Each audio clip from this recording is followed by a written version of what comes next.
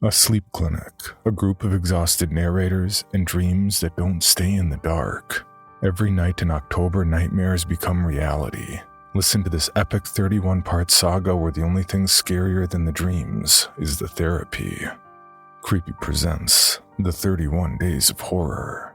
The nightmare begins October 1st. Listen to the whole series on the Creepy feed wherever you listen to podcasts. Wake up to the nightmare. On Deck is built to back small businesses like yours. Whether you're buying equipment, expanding your team, or bridging cash flow gaps, On Deck's loans up to $250,000 help make it happen fast. Rated A+ by the Better Business Bureau and earning thousands of 5-star Trustpilot reviews, On Deck delivers funding you can count on. Apply in minutes at ondeck.com. Depending on certain loan attributes, your business loan may be issued by OnDeck or Celtic Bank. OnDeck does not lend in North Dakota. All loans and amounts subject to lender approval.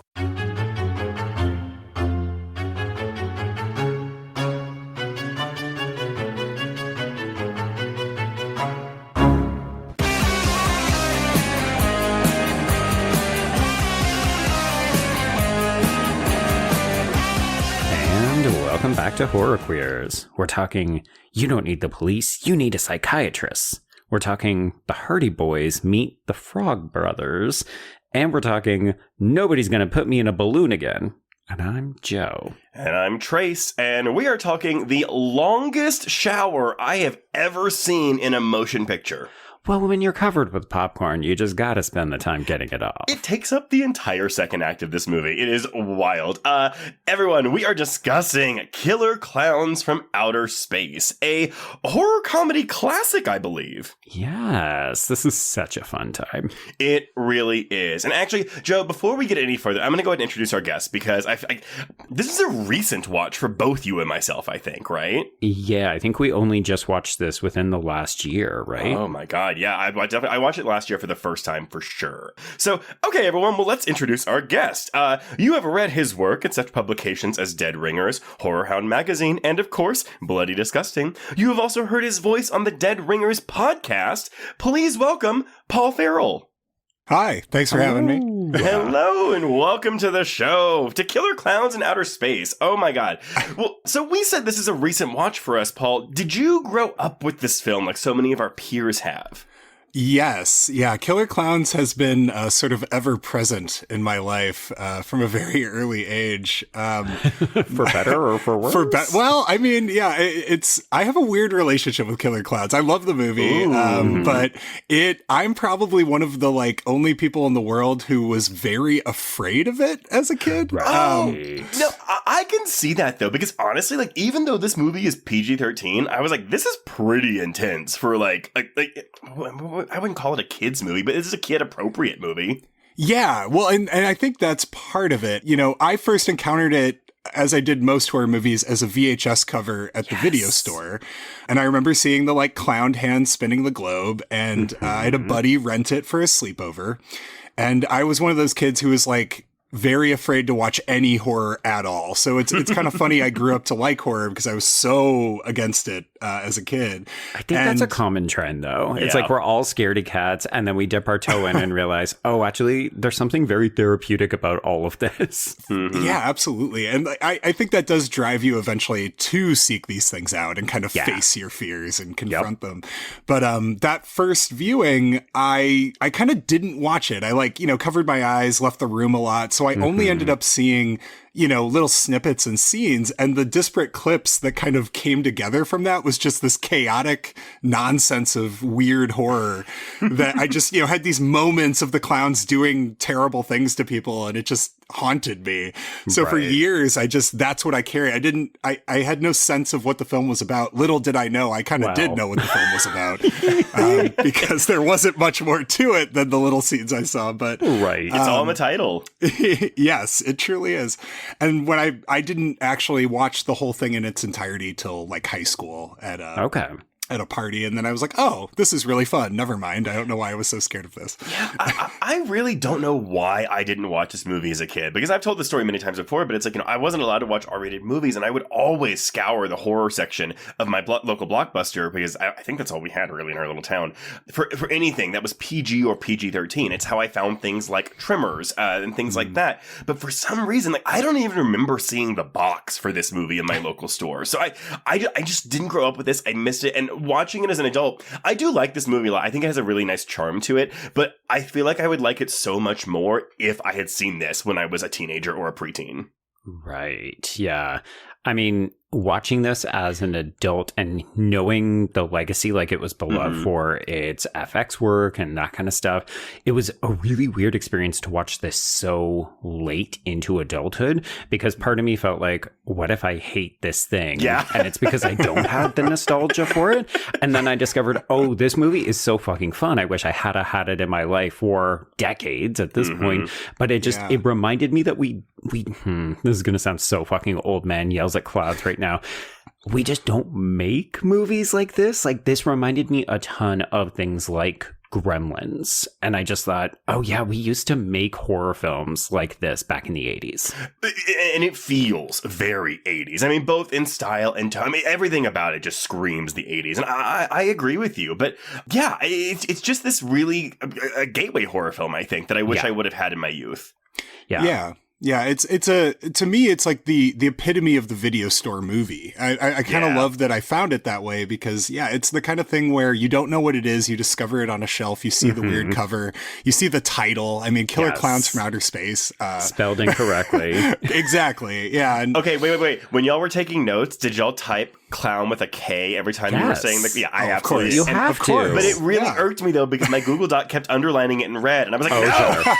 Motherfucker, pick it up. Come on. Yeah, Google Docs should know better. I mean, come on. Well, okay, why don't we go into some of the production here? Because I confess too, like, before I saw this, I wasn't super familiar with the Chiodo Brothers. Like, I now I am, but like, I didn't really know much about them. So I'm pulling a lot of this from, there's a making of documentary on the Blu-ray for this from, I want to say it was made for the DVD around 1999 or 2000. There's also an article for LAist from 2018 called The Origin Story of the 1988 cult classic, Killer Klowns from Outer Space. And then there was an interview with the Chiodos for Yahoo back in, I want to say 2020, that I also pulled some stuff from. So, is that like back when we still reference things like Yahoo?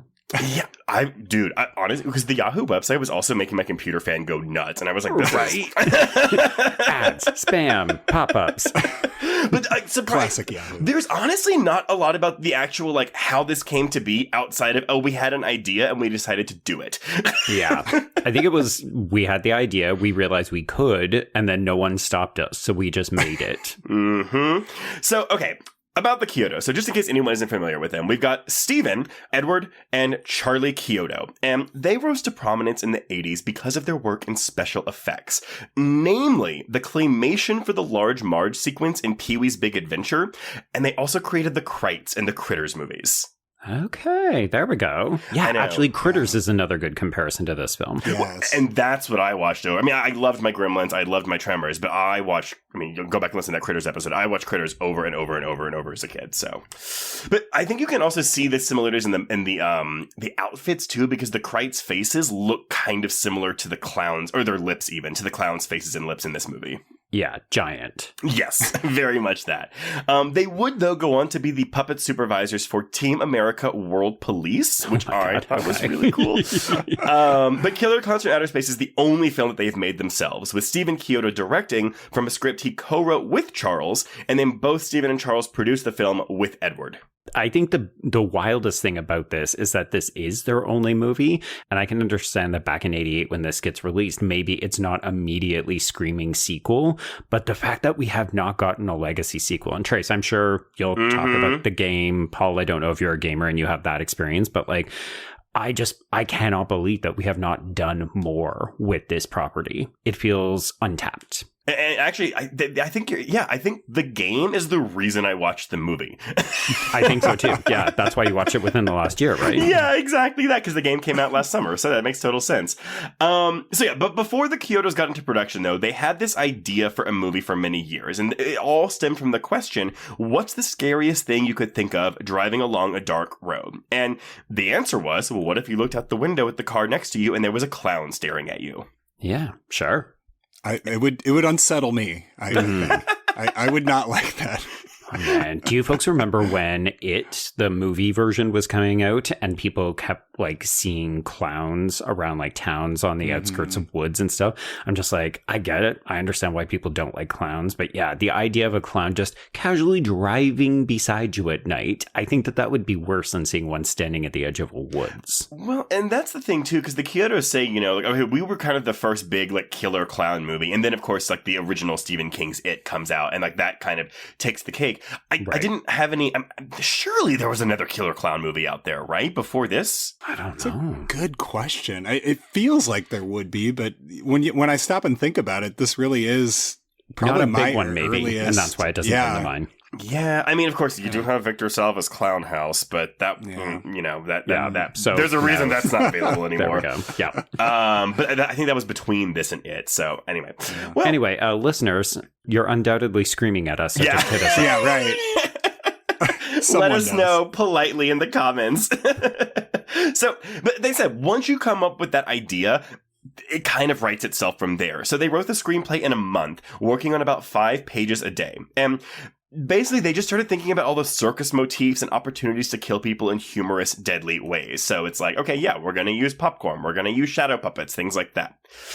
They originally did want to simply title it Killer Klowns, but they thought that people would mistake it for a slasher movie.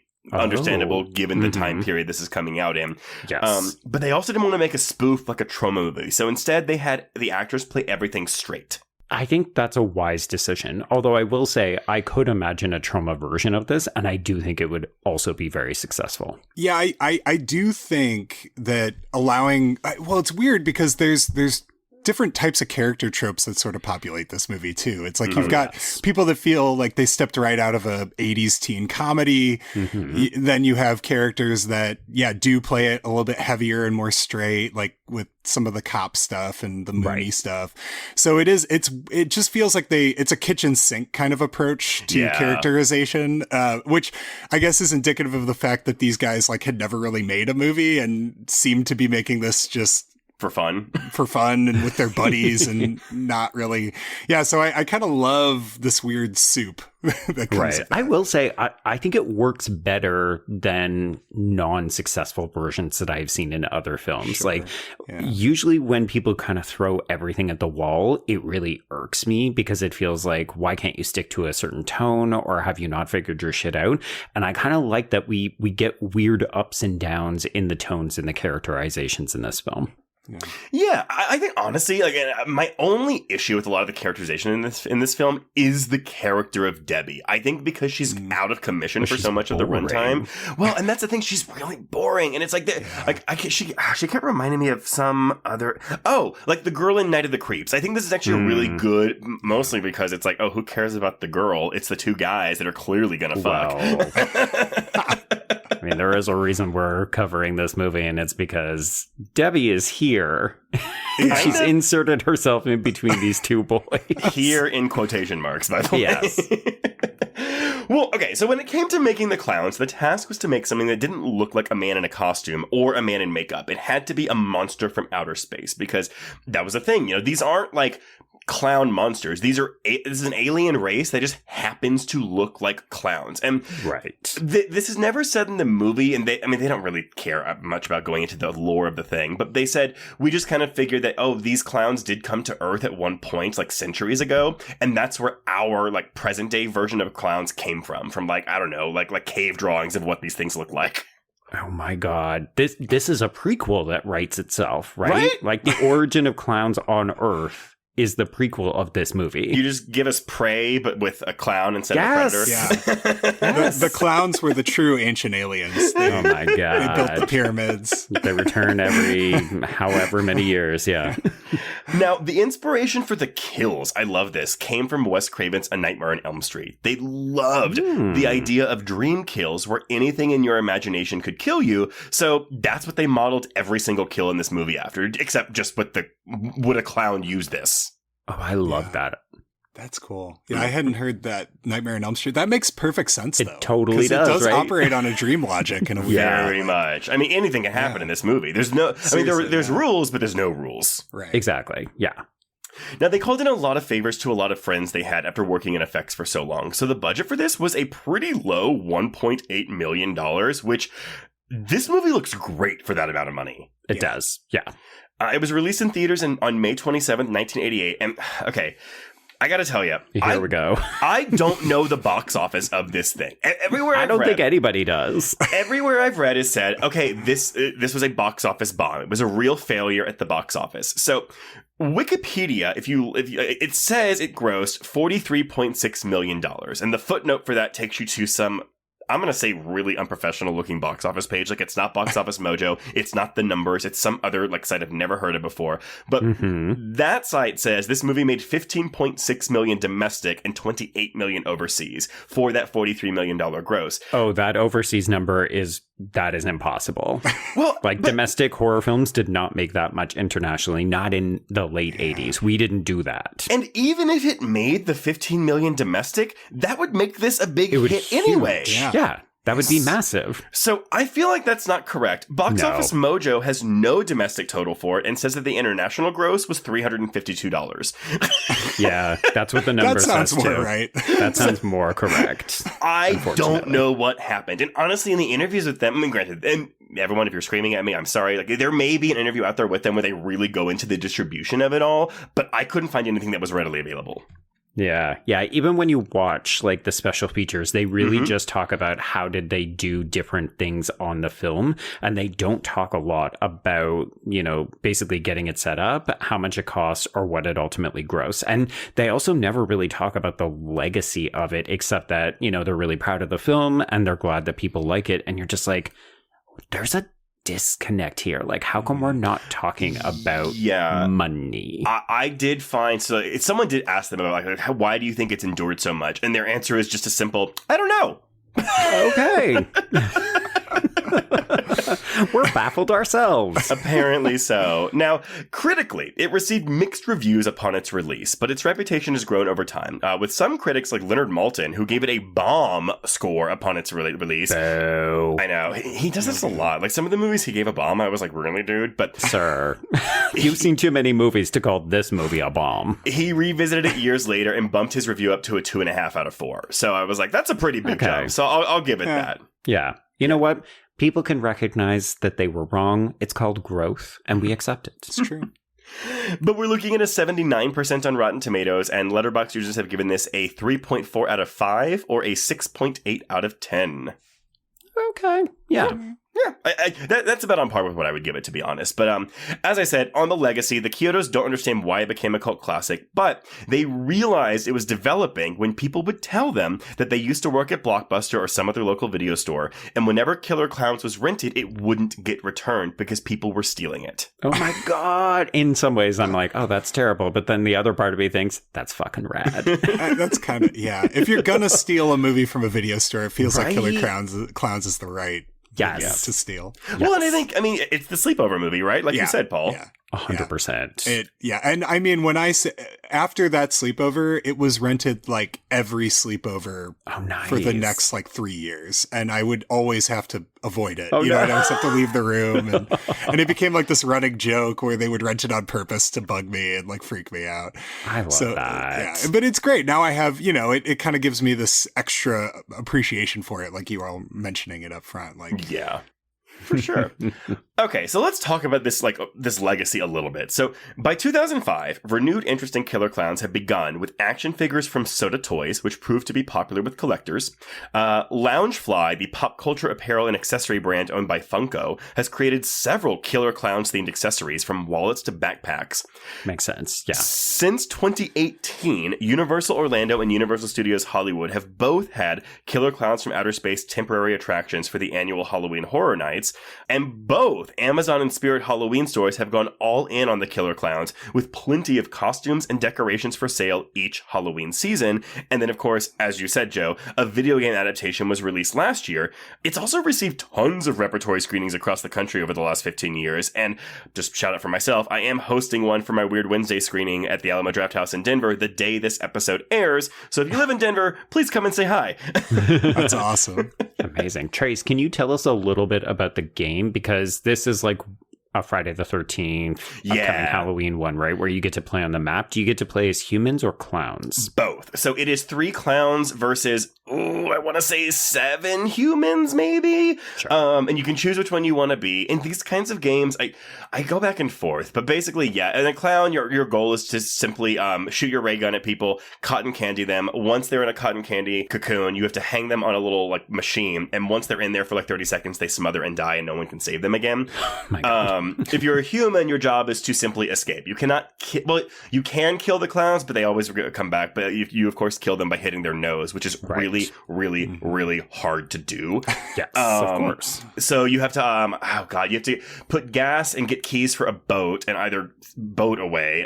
You have to, there's one other way to go, or you can wait out the timer, and that's when the Terenzi Brothers ice cream truck shows up. Oh, but the other thing is, if the clowns hang a certain number of cotton candy cocoons, then they trigger the clown apocalypse, which immediately ends the game, and you lose if you're a human.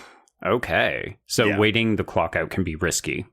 Yes. So yeah, but the thing is, I mean, it's also really hard to like escape sometimes. Like that's the thing with these asymmetrical multiplayer games. Like it's the balance. It's never an even balance, and it really depends on how good your teammates are, because they're really built around cooperative play. So if you're a clown and your 3 clowns aren't working together, you're not going to be killing these people. But it works the same for the humans as well.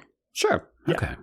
But that sounds interesting. I quite liked Killer Klowns. I don't think it had the same kind of lifespan that something like Friday the 13th or Texas Chainsaw Massacre did, which I've played all of these games, and I really like all of these games. I wish people would play them more, but whatever. Yeah, because that's the other weird thing. They seem to be very popular for about a year, and then they get discontinued when the next one comes out, and then they're just gone. Yeah, because the player base recedes. The only one of these games that has like had actual staying power, which is of course the one I don't play because I just think it's really boring, is Dead by Daylight. Right. So I don't know. Do you play any of these, Paul? I played the Friday the 13th one. I have not played Killer Klowns, but hearing you describe it, it sounds like something I should check out. I think Killer Klowns is developed by the same team that made Friday the 13th. And to me, it was the closest to the Friday the 13th experience. Because truthfully, that was my favorite out of all of these. Like, I'm still chasing that Friday the 13th high that I don't think I'm going to get. But ask me again in a year when that new Halloween game comes out. I'm very curious about that. Yeah, I'm as a big Halloween person, that will be one I play. That one seems guaranteed to do well. Yeah. Well, and they're learning because there's also a single player campaign going to it, which none of these other games have. Yeah. All of these, the hurdle for these other games is they are online multiplayer only for the most part. And the player base can be really toxic. So if you don't have a group of people to play with, it can not be super fun to play. And no thanks. Like, because it's Killer Klowns, it's like you need 3 clowns and 7 humans. So it's like that's a lot of people. And you have to have a lot of friends if you want to play at one time. That is true. Now, talks of a sequel or a continuation have been discussed for years. And apparently the plan was to have it be a trilogy in 4 parts. 4 parts meaning this is the first one, then we get a trilogy after this. Okay. This is in a 2023 interview with Yahoo. But rather than a single motion picture that could make it or break it in one weekend, they wanted to do a series on a streaming site with maybe 8 to 10 episodes. And absolutely. Apparently, God, whatever those Critters shows that happened like in like the early 2020-ish, like which apparently were not very good. Not great, no. Apparently, the company that did that, they were debating between either doing Critters or Killer Klowns. Oh, And they picked Critters. So. Yeah. But honestly, that might be for the best, because given how those Critters properties turned out, maybe we didn't want them making a Killer Klowns. Yeah, we dodged a ray gun. Yeah, exactly that. Now, but this series, though, would chronicle what happens to our main characters after this horrible event with the killer clowns. And then 35 years later, a new set of young protagonists, they get introduced to the clown world and sucked up into that insanity. They would meet a mysterious stranger who happens to be someone from the original movie. We don't know who. Whoever was available and wanted to come back for a reasonable price. Basically, yes. But they would, of course, have knowledge on how to defeat the clowns and take the clowns and turn them into clown warriors. Right. So, yeah, and then we would also go to the clown planet itself, apparently, at some point, which I would love to see that. But oh, man. Okay, last thing before I pass it off to you, Joe. So, I don't always want to take human shitstain Jeff Snyder seriously. Jeff Snyder of the In Snyder Report or whatever. He's good at scooping, but I just feel like every time I read him on his post, he's like a big asshole. He's a D-bag. Yeah, I don't like him at all. But he reported just 5 months ago a scoop that Amazon, which is owned by MGM, which has the Killer Clowns rights, is doing a remake of Killer Clowns with Ryan Gosling producing. And what? I know. So I was like, well, that doesn't sound very true. But then I looked and Bloody Disgusting reported it as well, like using him, Snyder, as the source. But It was good enough that Bloody also reported on this. So Snyder describes the project as a remake of this film. That's about it, really. Amazon's controlled the rights to the Killer Clowns property ever since they acquired MGM. So that's it. Like, no other information was given. Other details. It's just, they're going to remake it. Ryan Gosling is producing. No word on if he is involved in terms of starring, writing, directing. But maybe he wants to make this his directorial debut. God. I mean, I think the reason we all scoffed is because it's hard to imagine Ryan Gosling being in this world. But if he's just executive producing, that means he's helping to make sure it gets enough money to get made. So that's not unforeseeable. That's the thing, right? It's like, well, I mean, if you have Ryan Gosling's name attached to this, then I mean, it'll get made. Yeah, it's going to get made. Also, I'm sorry, Ryan Gosling has directed one film before, the 2014 film Lost River with Christina Hendricks. So it would be his second directorial effort. There we go. What an interesting filmography. Lost River and Killer Clowns remake. Moody drama and then horror comedy remake. Exactly. So, I mean, again, this is this year news. So in a year, maybe we'll have more information on this. Yeah. I mean, the Chiodos are all in their 70s, so we got to get going on this. We got to hurry. But I don't know why they haven't tried to push this further. But maybe because I feel like they have clout, but maybe they don't have the clout that I think they do. Maybe they have the historical clout. Yeah. It does feel like if they really wanted to do a sequel, they would have done it. Like I bet they could have at some point if they felt like pursuing that was worth doing. I mean, I know there's been, like you just mentioned, there's been so many almost sort of start and stops, but yeah, it does seem odd because with the way the merchandise sells now at Spirit Halloween every year, like it's hard to believe that this wouldn't make money in some capacity. I also wonder how many people that are aware of Killer Clowns, much like Joe and I, haven't actually seen the film, but they still buy the merchandise. Yeah, that's a good point. Yeah. A lot of the kids, like I know a lot of it's funny because I have a 14-year-old daughter. And so, you know, her friends will come over and my daughter's very, very aware of horror and like movies because of me. But I'm learning that a lot of kids her age really are not. If a movie was made before like 2008, they probably haven't even heard of it. Yeah, no. I'm serious. It's how we all insane. turned to dust, right? It's insane. Like I'll mention a movie that to me feels practically new, and they're like, "What? Oh, that's an old movie. I wouldn't watch that." I guess to me, I'm just like we didn't have the internet. We didn't have Wikipedia. We couldn't look all this stuff up when we were kids, and now these kids have everything at their disposal. So it's like, but I guess there's no curiosity there. Oh my God, you sound like old man yelling it. I know. Every day I feel older. I'm telling you right now. But it is. Well, but I guess, you are getting older every day, sweetie. That is true.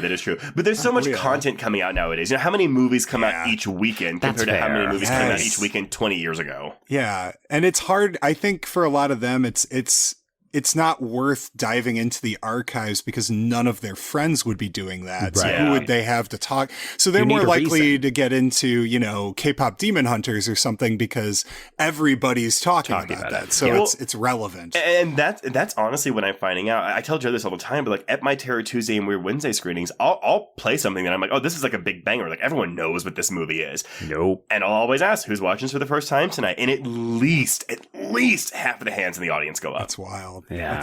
it's cool though that you're exposing people to these things. That's amazing. Oh, I mean, I did Audition recently, and like most people hadn't seen it, and I was like, okay, wow, here we go, gang. Here we go. Fucking go. But I feel like, Paul, this actually speaks back to your experience of discovering this film. I mean, I think horror fans, we have bemoaned a version of this conversation for years now, right? Yeah. But the fact that we don't have a physical media store where people can just go and pick up a title or two on a Friday or a Saturday night because that box art is fucking sick, man. And all of a sudden, like, that's how I discovered Evil Dead 2. Is because I randomly just picked the box art. That's awesome. Mm-hmm. Yeah. And I think every horror fan of a certain age probably has that story, but you just don't get that. Even though, you know, every horror film that we're watching nowadays still has box art because it doesn't have that physical tactile thing where you can just peruse. Like, it's not the same as looking on a screen or on a streamer site or something, right? You're not going to make those kinds of decisions in quite the same way. But it's also because of the box art that we get on streaming sites is also I mean, some of it's really, really good, but some of it's pretty fucking generic. But it's also algorithm, though. So, like, Netflix won't actually show you the box art. They'll just show you a still. Like, I have so many stills of shirtless guys on my Netflix movies because they know I'm gay, and they're like, here, don't you want to watch this movie? I think the closest approximation we have to a video store in streaming format is Tubi. That is true. Yeah. Because Tubi doesn't fuck around. They'll be like, here, whatever. And they have every... and they do have every weird shit thing. You're not wrong. Yeah, Tubi... You do not know what you're going to find on Tubi. Yeah. Oh my God. That is so true. Tubi is the cult aisle of a mom and pop video shop. Like 100%. Yeah. Absolutely, it's fine. Like all the this movies is a movie you didn't know you wanted, and maybe you don't actually want it, but you're gonna watch it anyway. Like, welcome back to Tubi. Any movie I watched on Sci-Fi as a kid that was a Sci-Fi original film, that's on Tubi. Yes. I can tell you that nearly every Amityville film that I have covered has been on Tubi. Oh my gosh. They just scoop those suckers up like nobody's business. I'm impressed that you're able to pursue the Amityville franchise in the way that you do. It's so impressive. Tell him how many films deep you are. I'm coming up or just past 60. I think I've got about 5 left. But of course, they just announced there's 2 more actual films coming out. So the danger is the reason we got so many. Sorry, this is a tangent. We'll come back to Killer Klowns in one moment. The reason we have so many of these fucking DTV ones is because of that Bella Thorne movie.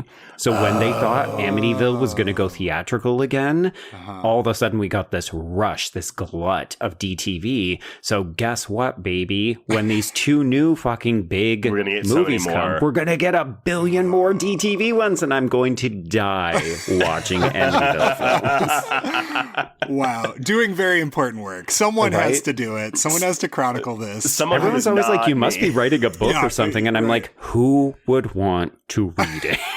I mean, you put in all the work, you might as well write a book on it now. I would read the book because I'd rather read somebody sort of going through it with these movies than actually take the time to watch them. I think it'd be much more fun. I think that's a horror fans kind of thing. You know, like when I was getting into horror, I learned so much about the genre based on what my dad was telling me about the movies that I wasn't able to watch, or even like those like the Bravo's 100 Scariest Movie Moments, where I was like, okay, this is what this is my hit list. This is what I know I need to watch. So I actually really do like reading, like, even if I haven't seen the film, like reading someone else's take on a film I haven't seen, especially if it's a horror film, because it might get me to watch it. Yeah, that's fair. That's a really good point. Yeah. I mean, I can't say it's going to happen with any of those Amityville movies, but, you know, maybe. I have found some gems, I will say, in the rough. Like, they're not all bad. Some of the, you know, It's About Time is okay. That one's fun. My God, It's About Time is the best. It's so fun. It's a super fun one. But, Joe, I guess we gotta go, oh my God. We're going with the Dickies. The Dickies! What a song. This song is so fucking good. So my husband happened to walk in as I was finishing this up because, of course, the song begins and ends the movie. And he was just like, that song is really on the nose in terms of what this movie is, eh? And I was like, yeah, baby. And you know what? It's a banger. It's really fun. I also I got really excited when the credits started. I just wrote my notes in all caps, space credits. Yes. It's like, could it be Spaceballs? No, it's Killer Klowns. And Never see, mind. It kind of has like a Little Shop of Horrors vibes. And I was getting Critters too, because Critters has a similar space Critters, credits opening. But for the song, I'll say this, for the song, they had a great music supervisor, Bob Hunka, who had a relationship with Enigma Records. And he just had this idea that the Dickies, a punk band that was kind of on the rise in the 80s, would be a really good fit. I'm sorry, a punk band on the rise in LA in the 80s. Oh, are they regionally specific? Is that why you had to say it? I don't know. But he pitched it to Enigma Records and gave a really cool verbal description of what the movie was about. And they came back with the song, they gave them a demo, and they just fell in love with it. And like they wrote the song based on the title alone and this little description. They didn't even read the script before writing it. That is wild, because the song is so on point. Yeah. Yeah, I mean, I think that speaks to, like we were saying earlier, that not a lot happens in the movie, specifically plot-wise. So, like, you could hear a log line and write a whole song that essentially summarizes it. So I think, that is kind of great. I will give the movie this. Y'all are all both right. I think that's why this is like a constant 3.5 out of 5 for me. It just never reaches that 4. But it also never fully feels like a series of sketches. Right. Yeah. True. So yeah. I think parts of the film absolutely do. Yeah. And, you know, we're going to quibble with Debbie. We're going to talk about the human relationships at the heart of this film. And they're slight. But at the same time, if we didn't have them, this would just be a sketch show. I wonder, though, this also, like, it's an 80s set movie, but this also, maybe it's the Lover's Lane of it all. It feels like a 50s sci-fi movie. Well, your reference to Night of the Creeps was kind of spot on there, wasn't it? Yeah, I think there's some Blob in here, too. Oh, yeah. Yes. Actually, oh my God. This is just making me want to do like a Killer Klowns inspired playlist of different films that people should watch. If you like this movie, you should watch these 10 other films. That's your movie marathon right there. You know, we could do that instead of doing like a month-long film watch like we do for the Horror Queers group. Just do like a week of programming of like a theme. Sounds like a plan. How can I describe this catastrophe? I had worked hard for nearly 2 years, that I might infuse a spark of being into the lifeless thing that lay at my feet. I beheld the wretch, the miserable monster whom I had created. Regarding Frankenstein is crowdfunding now. Go to bit.ly/REFrankenstein to support the show. Need to restock inventory, cover seasonal dips, or manage payroll? OnDeck's small business line of credit provides immediate access to funds, up to $200,000, exactly when your business needs it. With flexible draws, transparent pricing, and full control over repayment, you can tackle unexpected expenses without missing a beat. Apply today at OnDeck.com, and funds could be available as soon as tomorrow. Depending on certain loan attributes, your business loan may be issued by OnDeck or Celtic Bank. OnDeck does not lend in North Dakota. All loans and amounts subject to lender approval. Okay, so yes, the Dickies, they help us to get into this world, and then we crane down on Big Top Burger, and we are introduced to, I wanted to write Sheriff, but it turns out he is just Officer Kurt Mooney, which makes him even more pathetic, but I do love John Vernon's. I mean, I think he's doing exactly what this character needs to do because he sucks and I hate him, but I love the actor. And because the sheriff's out of town all weekend? Yeah, I think so. Yeah. Okay, so he is keeping an eye on the Friday evening festivities in Crescent Cove, which is where this film is set, and it is pretty fucking milquetoast. Like, he latches on to people who are driving too quickly. He latches on to a possibly queer-coded couple from the college campus who he discovers drinking wine in the park. And you're just like, dude, get a hobby. You are over-policing the area. Yeah, John Vernon's assholeness is kind of epic. Like that was one of the things I remember as a kid thinking was just like he was the epitome of like a jerk in a movie. Right? I mean, he's literally like laughing at a Guns and Ammo magazine later. Like he's just like sitting there chuckling to himself reading about guns. Like he's just so over the top in every conceivable way, but it works perfectly against the silly characters. It feels like a children's cartoon villainous. Like whenever like he's just ignoring the constant phone ringing in the sheriff station. Like, okay. Man. When he starts drinking on the job, I just thought, I'm sorry, weren't you the one who was getting outraged that you thought they were coming for your job earlier? Because now you're drinking on it. What the fuck? He's horrible at his job, but he thinks he should keep it. Exactly. Thinks he should be in charge, thinks everybody else is doing a terrible job. Right. Great character. So yes, we are also introduced to ice cream truck drivers Paul and Richie Terenzi, who are played by Peter Licassi and Michael S. Siegel. And they essentially try to sell their wares, i.e. frozen confectionaries, at Lover's Lane.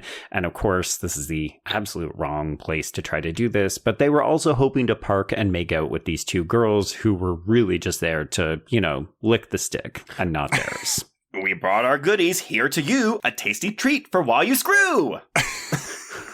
These two feel like they are from, it's a little bit of Revenge of the Nerds kind of vibe, isn't it? I love these characters so much. Yeah.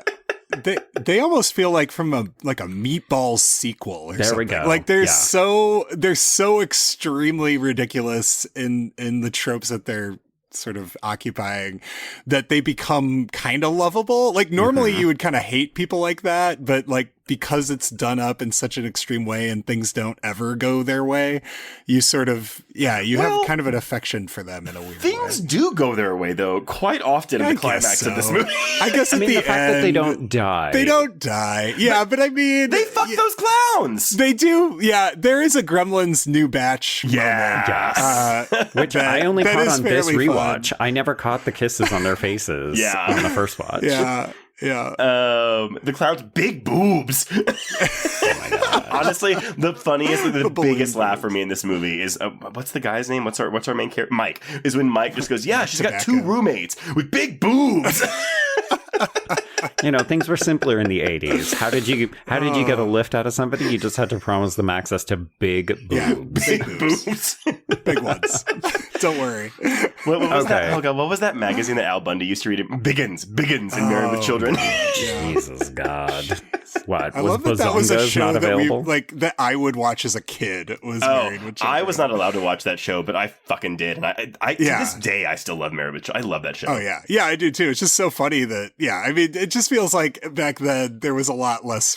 For me, I had very little restriction on what I was watching. Mm-hmm. For better or for worse. Right. You saw some things maybe a little too early, but also they shaped you into the delightful adult you are today. Of course. Yes.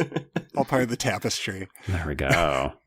Okay, so yes, let's introduce the first two of our throuple. So we have Debbie, who is played by Suzanne Snyder, and then we have Mike Tobacco. His last name is Tobacco? Yeah. So Tobacco. Apparently the characters they're all based, the names are all people that the Chiodos knew when they were younger. So I guess that line in the credits where it's like this is all a work of fiction. Any names real? If it's a coincidence or whatever kind of stuff. That's not bullshit the case here. Oh, Trace. Let me just insert this in. Liar. Yes.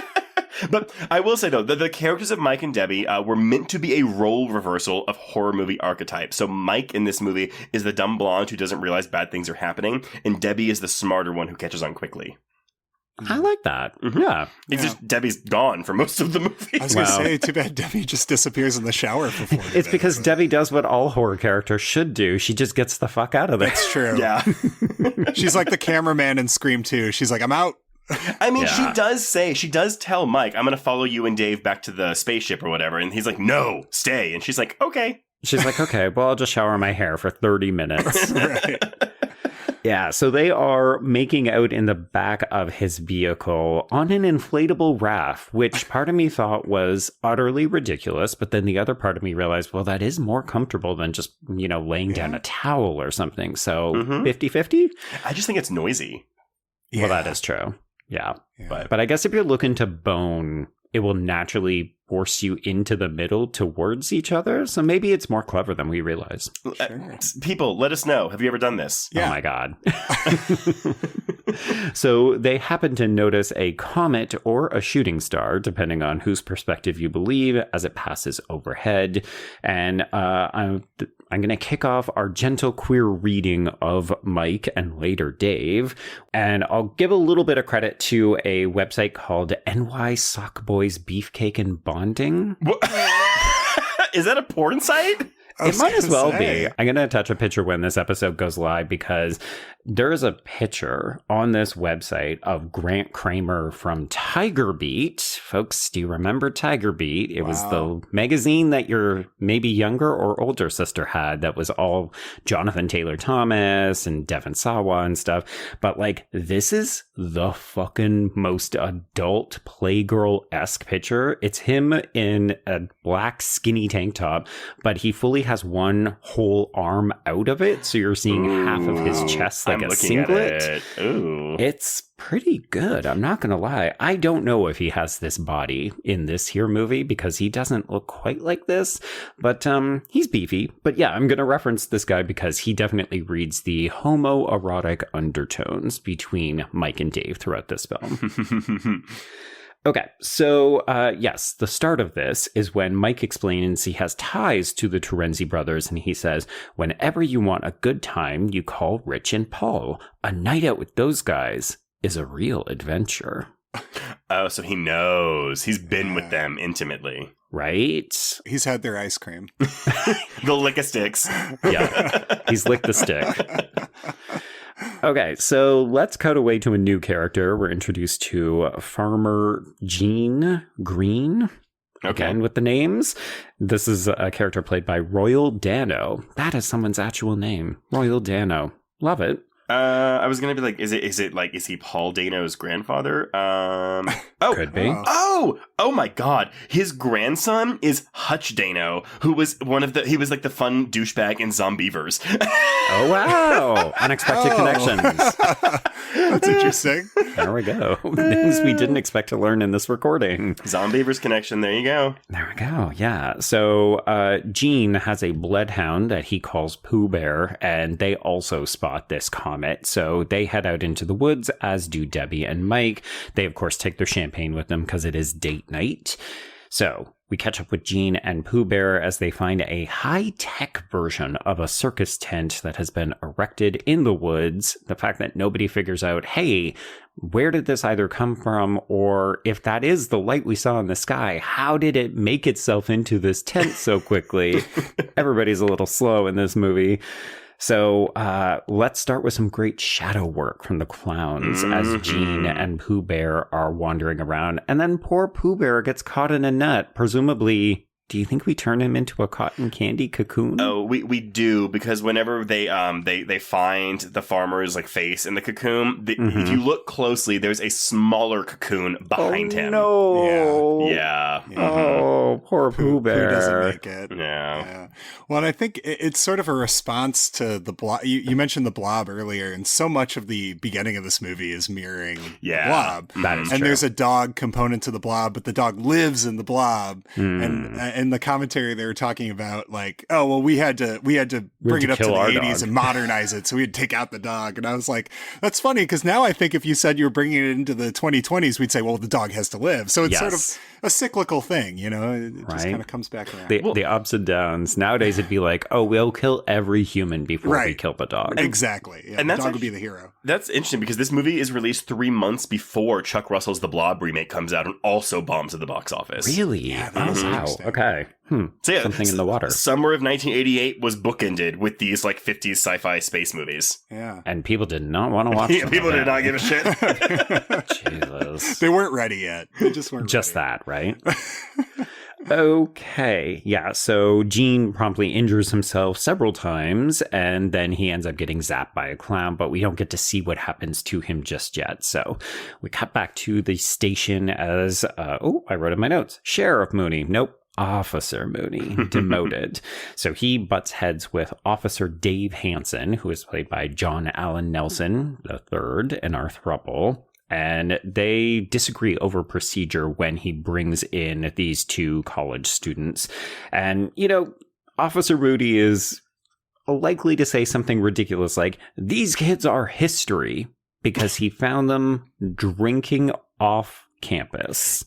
But they're underage, so I guess because that's how we meet Mooney though in the opening credits, when he sees like a kid walking across the street hiding a beer, and he gets really so that's his thing. That's what really gets his goat. He hates seeing underage drinkers. Right. Although I should note, the kid that we see crossing the street how many cans of beer, because it's not branded, because we can't afford product placement in this movie. This guy has so many cans of beer in his hands. It's kind of hilarious. Fun fact, too, that guy in the opening credits who's carrying the beers, that is comedian Christopher Titus in one of his very first film roles. Okay. Yeah, I saw him listed and I couldn't figure out which character he was playing. Yeah, that's it. He has that one shot and he's out. There we go. Guy with lots of beer. Yeah, guy with beer. Okay. So, back in the woods, we have Mike and Debbie discovering this tent. And I will say we can see the sort of first-time feature lack of screenwriting ability in, I think, this scene the most of any in the film, because their dialogue is so pedantic. Oh, look, it's a tent. Oh, look, we're getting closer. What do you think it is? Oh, it looks like a circus tent. Yeah, kids, we've got eyes. The one line of dialogue I appreciated from this, though, because, Mike wants to go look at the tent, and Debbie's like, no, I'm going to stay. And he's like, well, would you be more scared if you came with me or if I left you here? And I'd be like, motherfucker, stay with me. Mm-hmm. But Debbie's like, rolling her eyes like, oh, if I stayed here alone, so I guess I'll go with you to the tent. I don't know. If you come across a weird tent in the woods, are you going to really go and investigate it? Not after watching this movie? It also speaks a little bit to this thing throughout the film where when people first encounter the clowns, despite the clowns looking like grotesque monsters, they often are like, oh, look, a clown. How funny. And like they're sort of taken in by it, at least initially. That is so true. And that little girl in the restaurant, I'm just like, what child is being lured out of a fast food joint by one of these things? I will say, I do think that's the one time the movie pulls its punches, and I wish it didn't. Oh, yes. Lesbian moms rescue wayward daughter. Mm-hmm. Okay, so Mike ends up finding the entrance, and he takes on this busker persona where he's talking about, like, step right up, come see the bearded lady, blah, blah, blah, because he thinks he's so cool. And then they go through a door and discover themselves on this impossibly high Star Wars-esque platform. And, the fall down is immense, like impossibly low. And you think, okay, the logistics, the physics, the space, none of it makes sense anymore. And they're starting to get a little bit freaked out. So this is when Debbie is convinced that they're actually inside this shooting star. But yeah, they end up going down another long room that smells sweet. And this is where Mike rips open a cotton candy cocoon and we see someone's bloody face beneath it. And I gotta say, though, the budget, I mean, obviously the clowns do look great, but I think the production design of this movie, which is done by Charles Chiodo, is astounding. It's amazing. For the money they're working with, but the interior of this tent / UFO is so... I wanted to spend so much more time in this thing. Yeah, and I really think that's why it stuck with me so much as a kid, was because it really does. It looks incredible. And like the things they do with like matte paintings and miniatures and all these really interesting artistic techniques that even at that point in the 80s were becoming more rare. Like were not as commonly used. It's one of the last times you see like really great examples of that kind of stuff in a major movie. And it's something I've been kind of chasing, I feel like, for the rest of my life, is like finding movies that actually utilize that kind of I think there is only one truly bad effect in this movie, and I'll mention it when we get to it, because there's a reason it looks bad. But outside of this one thing, I mean, I have no complaints about anything in this movie in terms of the technical stuff. Yeah, this interior to me looks very reminiscent of what we see in Charlie and the Chocolate Factory. And that production design is way more expensive. Like the way that they are stretching the budget to give us opulent looking, very rich, just so detail oriented too. Like if you have been to a carnival, if you have been under the big top, they know exactly what to deliver and how to make it pop on screen. Yeah. So good. Okay, so they end up hiding as a clown comes in and he is carrying another cocoon. And so they make a run for it as the clown shoots popcorn at them from a blaster gun. And of course, our fun fact for this is that this prop was the most expensive one for the entire film. Yes, it cost $7,000 and took 6 weeks to build. Jesus. And in the game, so when you're the clowns, you can pick it like one, you have I think you can always use the hammer, but then you can choose a secondary weapon. And the popcorn gun is the tracker. If you hit someone with a popcorn gun, you can track them. Right. Which I love this as a detail because they do end up getting popcorn on them. Mm-hmm. And initially you just think, oh, it's fun. It's a popcorn gun, to the point that, we even have Debbie exclaiming, popcorn, why popcorn? Because they're clowns. That's why. Yep. But I love that the popcorn comes back later and gives us a completely different, interesting, fucking amazing visual. Because the popcorn is meant to be the clown larva. Ew. Yes, but ew. Weird and disturbing. I never want to hear the word popcorn larva. Ever I feel like I don't want popcorn anymore. I think now that I've heard popcorn larva, I literally just bought some today. Okay, so the clowns use an animated balloon dog to track the popcorn back through the woods, and Debbie and Mike barely get away as a bunch of clowns attack their car, but we manage to, drive over them, drive past them, get them off the windscreen, and so on. I will give this movie something. It is very efficient when it comes to plot. Like, we are, maybe motoring. 15 minutes into this movie? Yeah, we are in it. Yeah. So we do see a parade of clowns ambling past a sign that indicates the town is 5 miles away. So not sure why some of them have vehicles, some of them don't. This movie's not big on logic of why the clowns do and do not do other things. So you just kind of go with it. But I like this hint of ominous. Ooh, okay, it's maybe going to take them a while. Are Debbie and Mike going to be able to warn people before they arrive? Answer no. I mean, they do, but no one listens. Well, that's the thing, right? Okay, so Mike and Debbie plead their case to Dave at the police station, and we should note that Dave puts his arm around Mike and not Debbie. And maybe this is just because he and Debbie used to date and they've broken up and they don't have that relationship, but he's also never met Mike before. I think Debbie has a type. Gay men. Right? Yeah. Well, and I was just going to say that I also think that Mike and Dave have much better chemistry. Their chemistry's really good. Yeah, the problem with Debbie, other than the fact that she's given very little to do as a character, is that she just, there's very little chemistry with her and Mike or her and Dave. Mm-hmm. And then when Mike and Dave are together, the movie kind of lights up a little bit. Yeah. And so as a viewer, you pick up on that in a way that, obviously the characters aren't acknowledging, but feels present in the film. Y'all probably do not have this experience. Every time I was writing Mike and Dave in my notes, I thought about that 2016 movie with Zac Efron and Adam Devine and Aubrey Plaza and Anna Kendrick. That Mike and Dave need wedding dates. Mike and Dave need wedding dates. It's actually better than you would think. But I also love this exchange in this scene. They were wrapped in these cocoons. Cocoons? Yeah, cocoons. Cocoons. I don't know how else to describe it. You know what a cocoon is. Yeah, so we try to relay this to Officer Mooney inside, but of course he doesn't believe them because as soon as he realizes that Mike associates with the Terenzi brothers, he knows that Mike is no good. He thinks that they're playing a joke on him, and he's already been sparring with Dave about protocol, so he thinks that Dave has it out for him. He does not want to be made the butt of a joke, so Dave ultimately agrees to go with Debbie and Mike, while Mooney insists, well, they're not going to make a dummy out of him. Okay, he also calls Debbie a little tramp. Right? You're just like, sir, have you even met this girl before?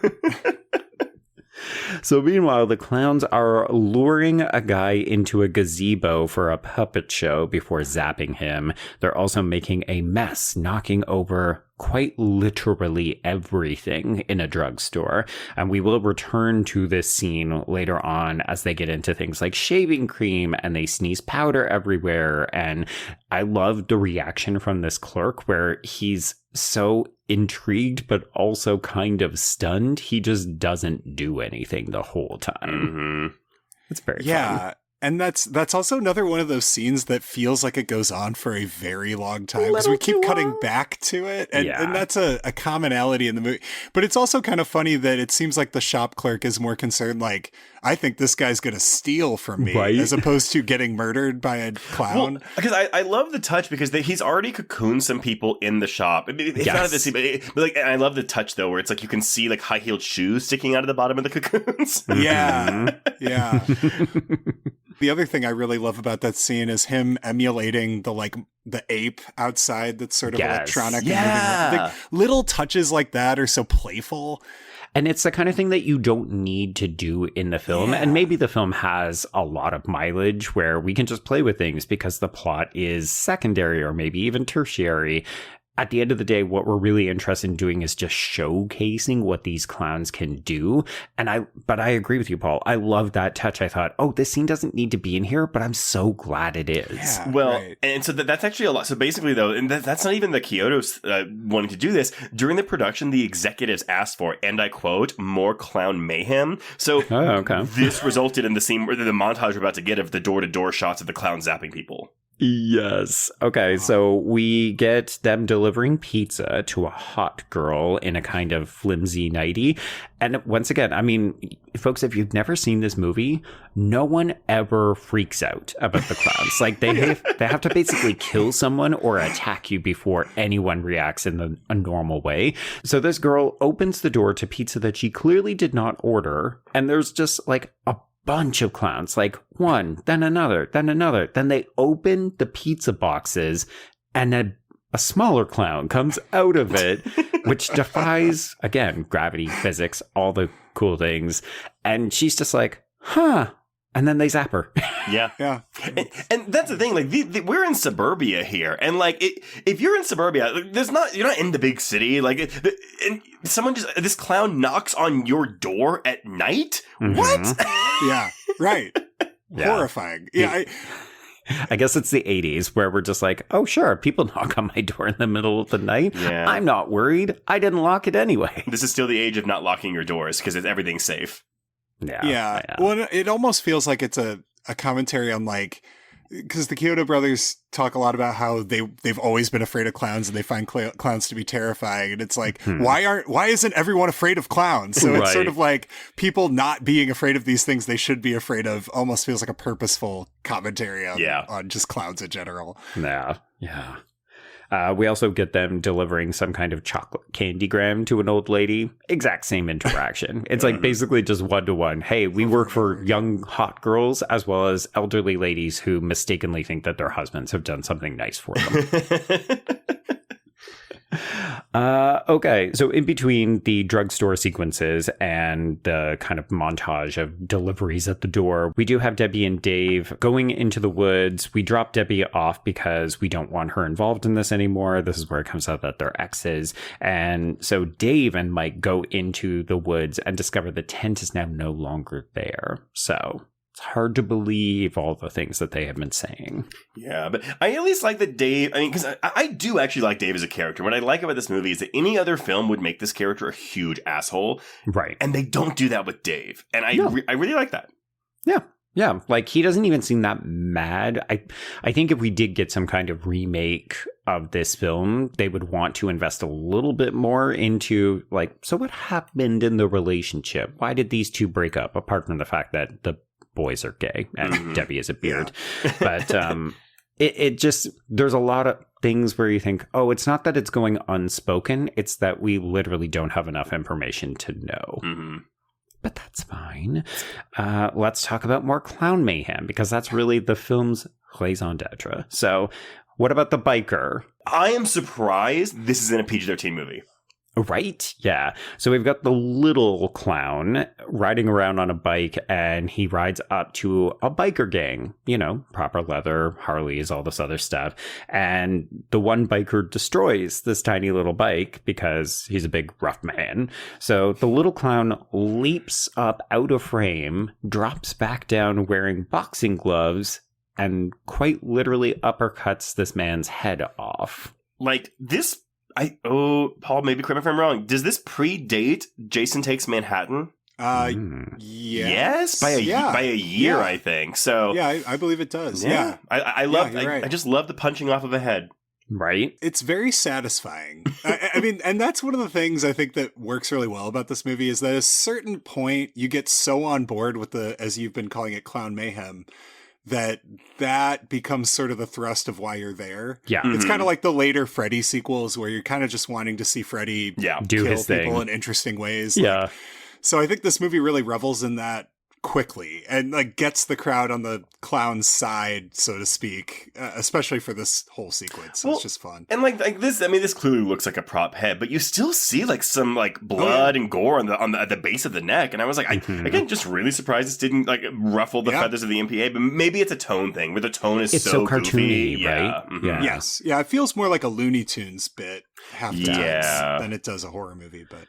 Yeah, because even this next sequence, right, where the clown with the giant mallet lures this young girl out of the Big Top Burger. So she's sitting at a table with two women who may be her moms or may just be two moms.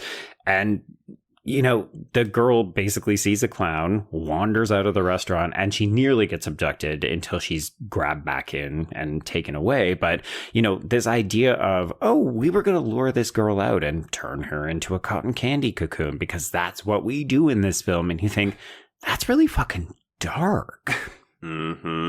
Yes. But I do kind of wish that they had done it. Because you're right, Trace. This is a pulled punch for sure. Because I don't think the movie pulls its punches anywhere else, truthfully. That is a weird thing. I would say it does in the characters that we allow to live at the end of the film.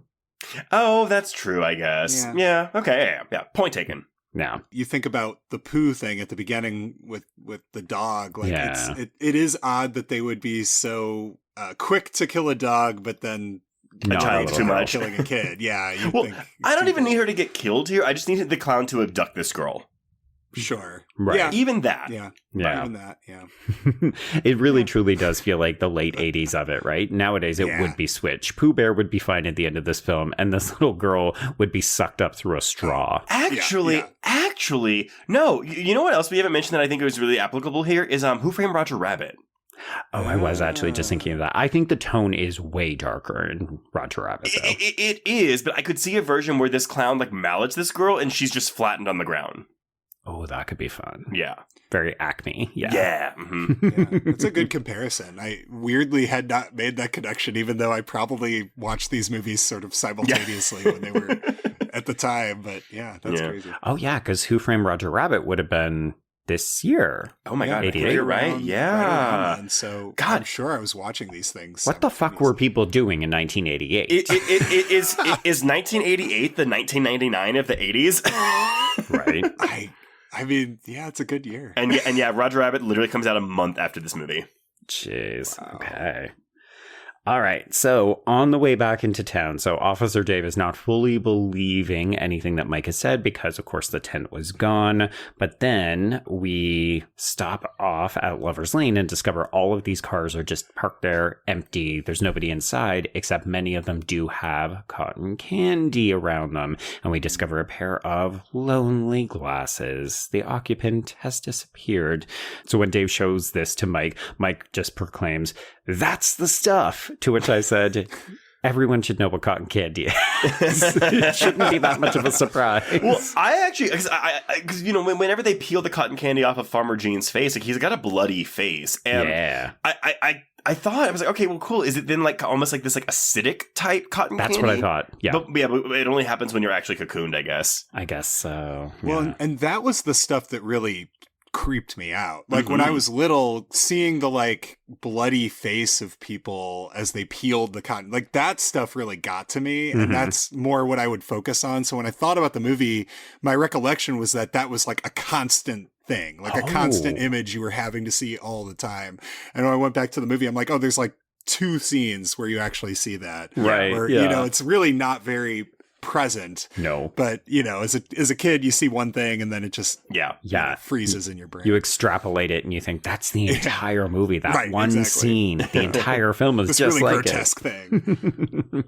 That was me with Hellraiser. Oh, no, wait, that is the entire movie. Hellraiser, yeah. Okay, so while Dave and Mike are out driving around and discovering these things, Mooney gets a call complaining about clowns, but he's still convinced that this is a prank, and he gets really upset, so he begins to drink on the job. And then he does, we hear, get a call from the man at the drugstore about a woman being taken away in a hot air balloon. He's going to blame it all on the Terenzi brothers. All on the Terenzi. I do like that the clown is actually like trying to buy stuff at the drugstore in this scene.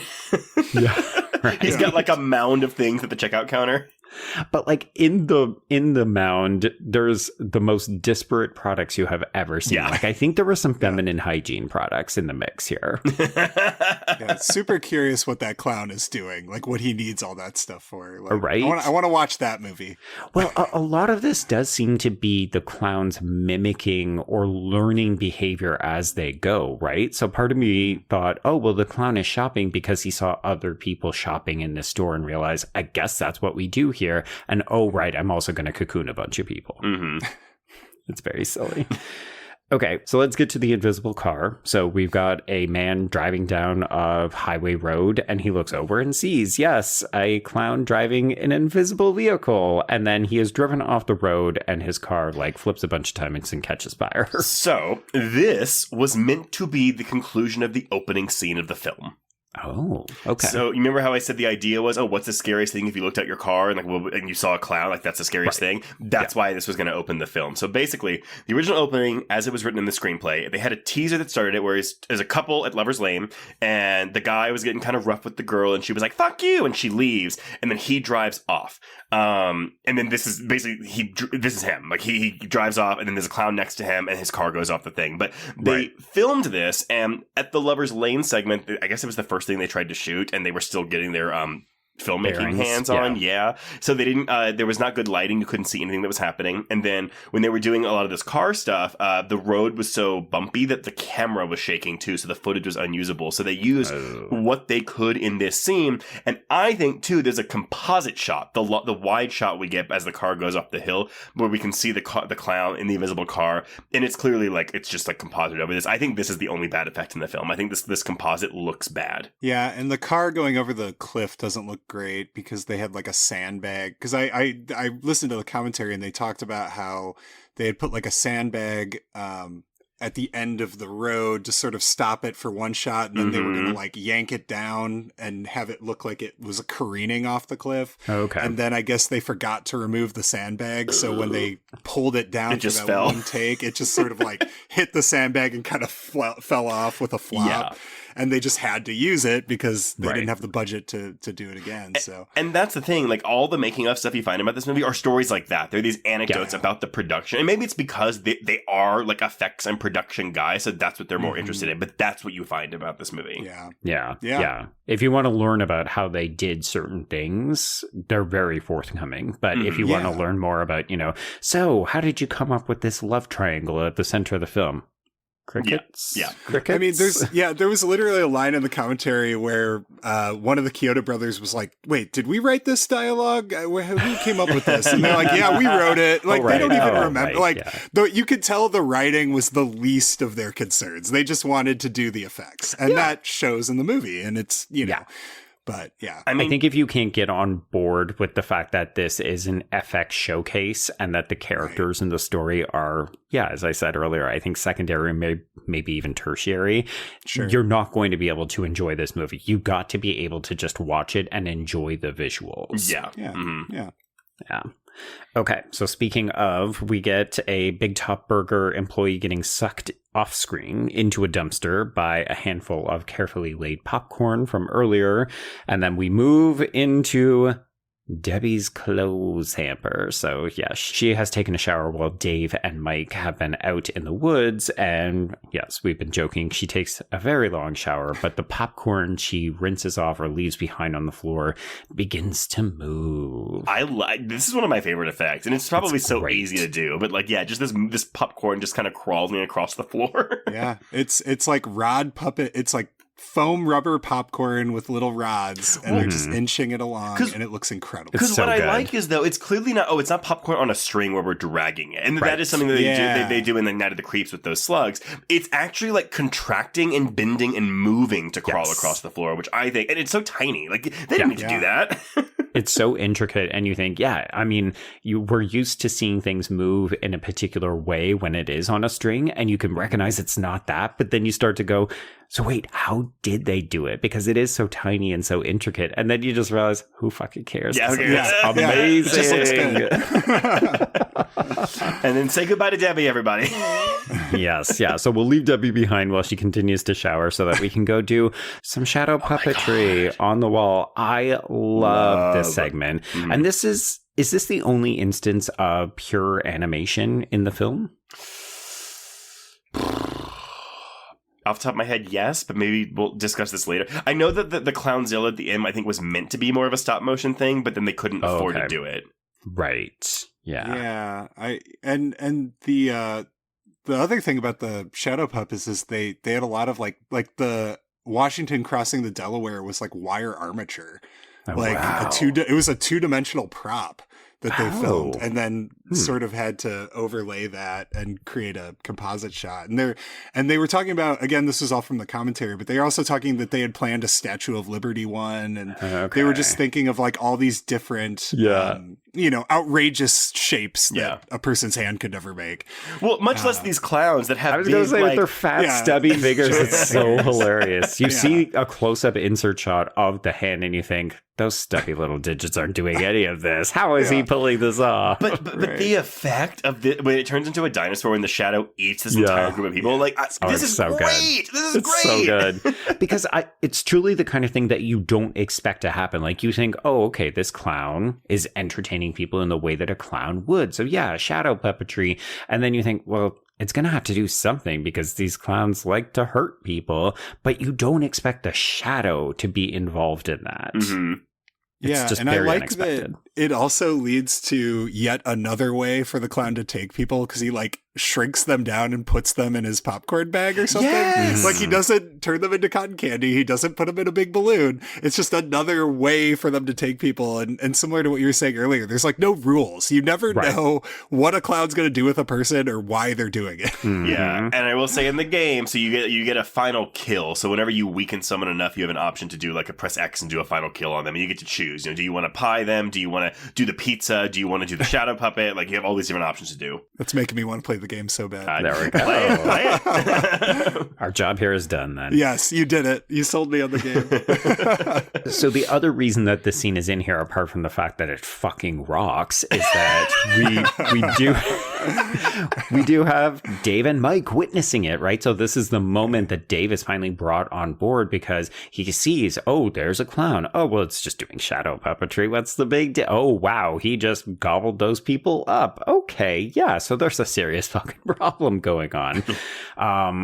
Anything to do with a car in this movie is probably the least convincing effects that we're going to get, because when we accidentally drive into the wall with the car, not convincing. Well, because you can tell when they're driving towards it, the film is sped up, but then it's like they stop speeding it up right before the car hits the wall, so it looks like it just drives into it at 2 miles an hour. Yeah. Boink. Boink. Yeah.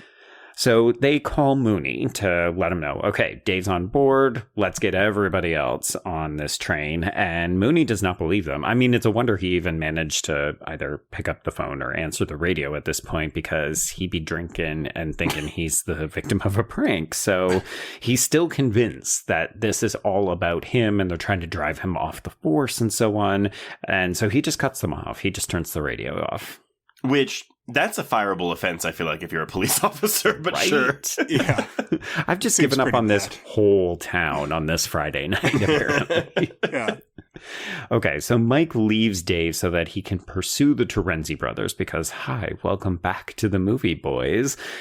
So the ice cream truck drives by, and this is when Mike goes that way, and Dave is going to go the other way to the station. So obviously, when Mike tries to tell the Terenzi brothers what's going on, they don't believe him either. So he has to promise them boobs if they will take him to Debbie's, because he realizes I should grab my girlfriend. She's got 2 beautiful roommates with big boobs. Big boob. Beautiful boobs. Yes. God bless the straight man. Well, I guess not in this case. Wow.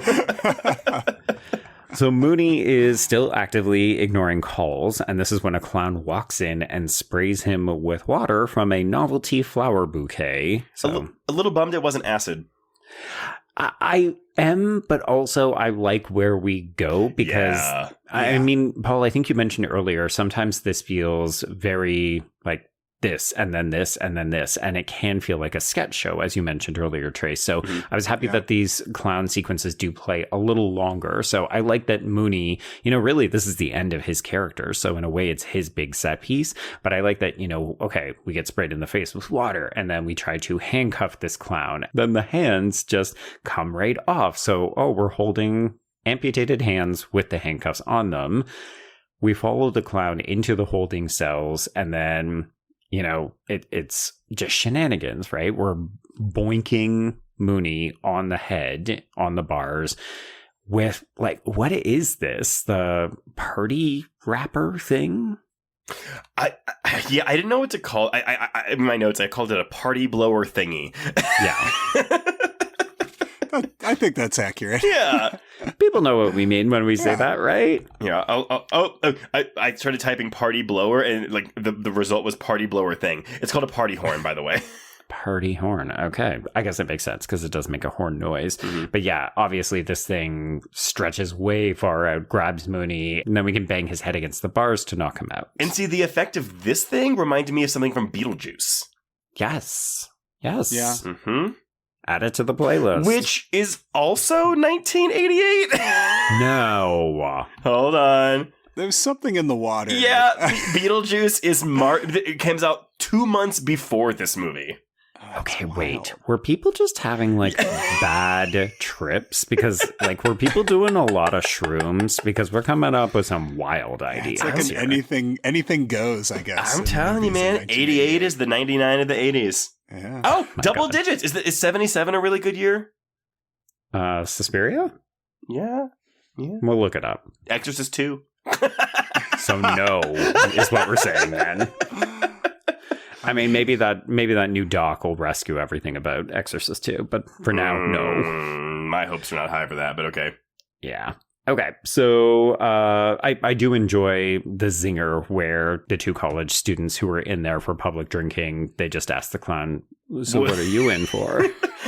And again, the comedic beat, because we cut away as soon as they say that, so it's of course. Yeah. Okay, so Dave arrives at the police station, but it is now dark, and he follows a bunch of cartoon footprints or bowling pins. I couldn't tell if it was one or the other. It looked like red clown footprints to me, but it's like plastic, stuck to the floor almost. Yeah. Like a sticker. Exactly. So we discover more cotton candy has covered all of the cells. There's a bloody arm just dangling. It's very Jurassic Park. And in the office, I think this is the most oh my God, how is this a PG scene? Yeah. Because we are full on, oh my God, what's that James Wan movie? It's Dead Silence. Yeah. Thank you. We're dead silencing Officer Moody. But I think the implication here is that the clown's hand is up his butt.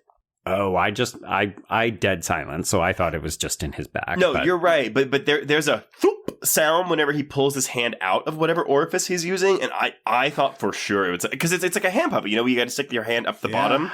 Admittedly, yes, that's how you would puppet someone. That makes sense. I do think that sequence is pretty chilling, and I like it juxtaposed against how silly the previous sequence was, and even the footprints on the walls and stuff is a little eerie because it's so bizarre. And then the other thing I really dig about it is the attention to detail on John Vernon's like his cheeks are clearly thumbprints of his own blood, and the blood running down his mouth.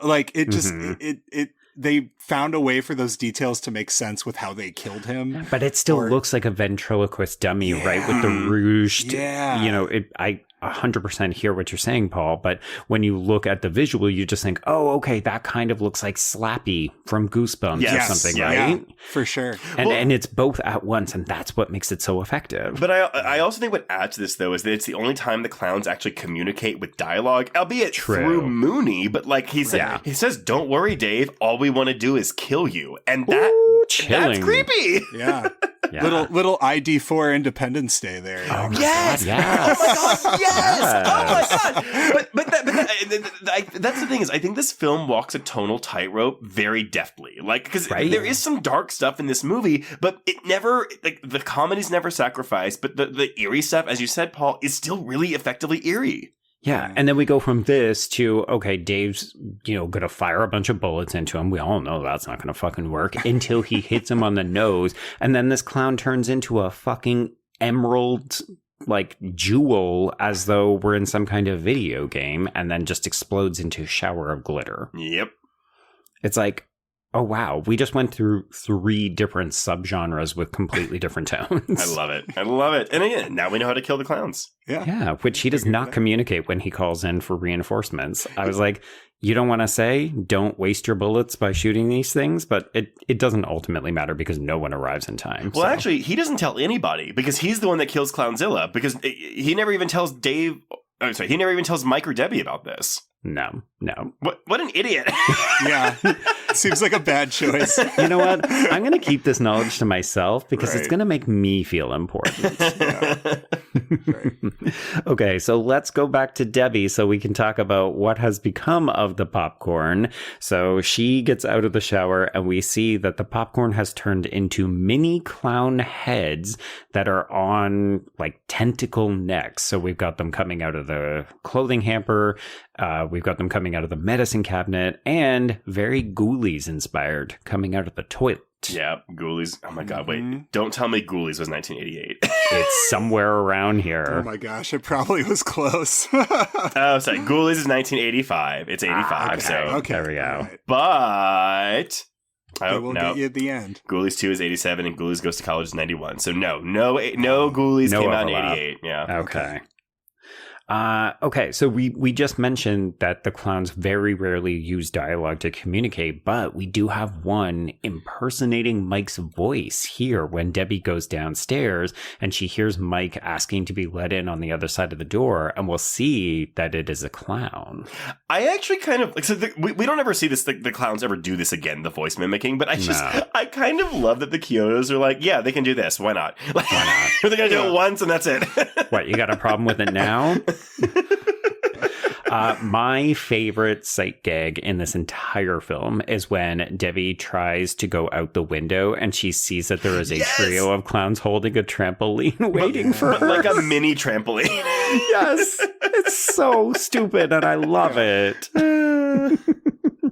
Okay, so obviously she does not go out that way, but she does end up getting imprisoned in a balloon. And I just wrote in my notes, because we couldn't kill our female lead, I guess. Well, because she says later when they pop her out of it, she's like, I couldn't breathe. And I was like, you were in that balloon for a long fucking time, bitch. Girl, you were in that balloon for nearly as long as you were in the shower. Right? For real.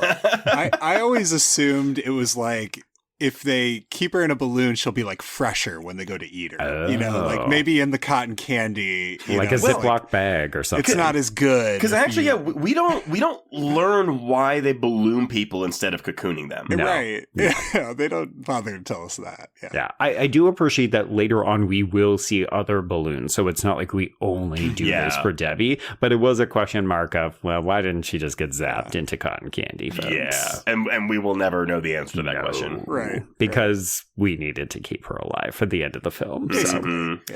Okay, so we get a chase sequence that ensues where we have Mike and the Terenzis in the ice cream truck, and then we've got Officer Dave following them because he realizes, oh, okay, something must be going on. But of course, the Terenzi brothers, who still don't believe that anything is happening, they just hit the brakes because we have a police cruiser with the lights on behind us. So we get another unconvincing car crash. And that one is particularly rough, I feel like, because they very clearly just sort of bump. drive slightly up into it. And that was something they talked about in the commentary, that they really wanted to crash the car and the producers wouldn't let them because they had spent all their money redetailing the one car that they put the cotton candy stuff in. It ruined the upholstery and they had to spend like $3,000 because they had borrowed it from a dealership. So they lost. That's the thing. They couldn't crash into the cars because they rented all of them. The only one they crashed was the one in the scene with the invisible car. Yeah. Right. Yeah. And it costs the movie a little bit at the end, I think. Like, it doesn't feel as intense as it probably should. Yeah. Yeah. And I think we notice it more because everything else is so well done. So when you see something that hasn't been as well executed, it just stands out all the more. Yeah, for sure. It's fine, though. It's not like a deal breaker by any means. Well, I think the movie has earned the goodwill by this point because it's so silly that honestly, even when there is even that bad effect I mentioned earlier with the composite shot, I'm like, whatever, man. Like, this is not even a knock against the movie for me. Yeah, the invisible car with the headlights and the clown in it still is a cool idea. Mm-hmm. You just kind of wish it looked a smidge better. Yeah, but the fact that it doesn't, I don't give a shit. Exactly. Yeah. Okay, so we realize that the clowns have been taking Debbie and the balloon to the nearby amusement park, which seems to be on the edge of a, House on Haunted Hill size cliff? Where the fuck is this? And this amusement park is definitely a level in the game that you can play in. Okay. Oh, that's cool. Yeah, it's very fun. So we get a fantastic visual joke, which I love that it's not overplayed or even over sensationalized. I don't know if you two have any notes about the score, but I was surprised at how infrequently we rely on music to give us cues. But there's great joke where the clown car pulls up in front of a night security guard and he just watches as a bunch of clowns get out, and you think, that's an impossible amount of people to fit in that tiny car. Oh, wait, it's a clown car. What are you going to do with them pies, boys? Yeah, I will say this is the moment that I was kind of expecting for Mooney. You know, Trace, you mentioned you wish that he got acid in the face. And here I was like, oh, well, this guy's getting hit with pies. What if they do something to him? Mm-hmm. I wish we could see him getting melted because we just kind of go from him getting pied a lot to then, oh, wow, it's a wad of melted ice cream. Yeah, I would have even taken, and maybe this is too much, I would have even taken just a Wizard of Oz. Like, I'm melting bit. Yeah. I do wonder if maybe this was a rating thing as well. I think it was probably budgetary, but I wonder if you show a person melting, if you're going to get a harsher rating. Yeah, it would have been nice to get a melting body situation, like something like street trash, like just go full out, like terrible, horrible gore effects with that. Yeah. But I mean, for the purposes of PG-13, one thing I found interesting about that scene is in the commentary they talked about how that was supposed to be Soupy Sales. I had to look that up because I didn't. Pie guy. Yeah, to tell us who is Soupy Sales, Paul. He's sort of famous for popularizing getting the pie in the face in old variety shows and vaudevillian performance acts and stuff. And he was supposed to, they had asked if he would do it and he said yes, but then the producers didn't want to buy his plane ticket because they were like, no one's going to know who this guy is, which is probably true. Yeah. But it would have been cool in retrospect, I think. Would have been a nice Easter egg. Yeah. And they were going to break the world record for the amount of pies a person has been hit with in one take, which would have been cool if it was also him, just having that sort of, for them, I think it would have been meaningful. Yeah. Like punctuate his career with that Guinness World Record. Yeah, for there sure. You go. And on screen forever. So yes, in this wonderful clown movie. All right, so we have Dave and Mike and the two Terenzi brothers entering the Big Top, and this is basically the only time in the film where anybody will speculate about who the clowns are, where did they come from, what do they want, and it's a little too late at this point where I'm just like, I don't actually care at this point, boys, but I appreciate that it is in here. But mostly I'm just looking at the sets because they're walking by all of these matte paintings of different dinosaurs and stuff. And we're really doing extreme long shots for a lot of this section so we can get a sense of how ginormous the space is. It's very vast. Also, so many foggy floors. Love the foggy floors. Yeah. Yeah. And I love that as we all know that it's super cheap to set up the fog machine to create a little bit of ambiance, but it fucking works. It works! Because, I'm not going to pretend that it wasn't effective. Every time they're walking around, I was just like, ooh, it's creepy. Okay, so the Terenzi brothers proceed to fall into a ball pit where the other two go through a door. And yes, this is where we get our Gremlins 2-esque element of the girl clowns who grow breasts. I'm a little bummed we don't have more girl clowns in this movie. Right? But I think this is a fun reveal. I guess I'm kind of agreeing with you. Yeah, the movie pulls its punches when these guys don't die. But because I would have liked to have also seen if the lady clowns kill people in a different way. Oh, yeah. I don't know. Or maybe they're lovers and not killers. Or maybe they kill them with their big boobs. Their big boobs. Crushing them with giant clown boobs would have been a really solid way to send out the brothers Terenzi. Just the Dolly Parton of killer clowns. Yes. Oh my God. And you can even dress one up like Dolly Parton and give him those basketball-sized titties. Oh my God. Yeah. It'd be like, oh my God, Selma Blair in that John Waters movie. Oh God. Truly a way to die. Yeah. Okay, so Mike and Dave end up back in the cocoon room, and we note, as you mentioned in the game, Trace, that the room is almost completely full. So many of our townspeople have ended up here, and they end up hiding from one of the bigger clowns who taps a cocoon as if to check, like, oh, is this melon ripe? And we deem it appropriate, so we bring out a crazy straw that we poke in so we can drink up some blood. This is actually a really nice detail that I do think is pretty, horrific. That's just another thing that pinged in my head when I was a kid of the clown drinking. Again, something I remembered happening constantly throughout the film. Like, oh, the clowns turn you into cotton candy and then they drink you. Like, I thought that happened all the time, every 20 minutes. And then I watched it, I was like, it happens once? Well, yeah. And I think, too, going back to my pulling of the punches thing, where I'm just like, okay, we're obviously, yes, we're killing people in this movie, but also all these people that are in these cocoons, I'm pretty sure are dead. So, we kill most of the town in this movie. Yeah. Yes. Yeah. Yep.